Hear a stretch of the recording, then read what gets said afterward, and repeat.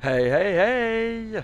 Ici Jack Vaudeville en direct de Paris, plus précisément dans la petite ceinture de Paris.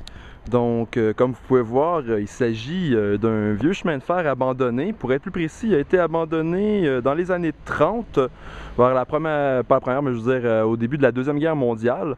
Donc, ce qui nous en reste aujourd'hui, c'est quelques vestiges comme ça un peu partout autour de Paris.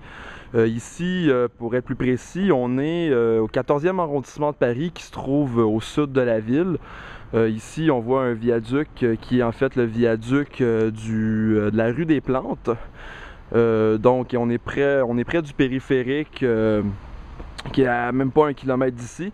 Donc, si on voit vers là-bas, on voit que la rail va vers un tunnel. Ici, on zoome un peu, on voit un tunnel mais qui a été condamné. L'autre bord de ce tunnel-là se trouve des catacombes en fait. L'autre bord, du moins à l'intérieur de ce tunnel-là, qui a des catacombes. Malheureusement, ça a été condamné quand même assez récemment.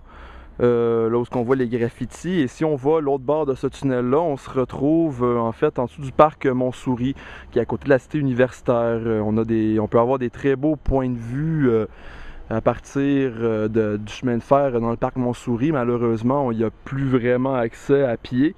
Du moins, j'ai pas trouvé d'accès pour y aller. Ce qui est quand même assez formidable dans cet endroit-là ici, comme on peut remarquer, c'est qu'on est quand même, on a l'impression d'être au beau milieu de la forêt, au beau milieu de la nature.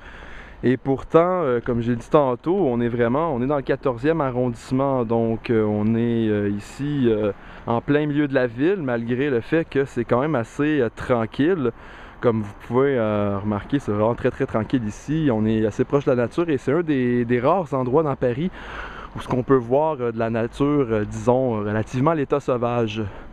Donc, c'était un petit endroit inédit, un petit joyau assez facile à trouver d'exploration urbaine en plein cœur de Paris. Donc, c'était Jack Vaudeville pour ces 2 minutes et quelques d'exploration urbaine qui vous dit merci et à bientôt!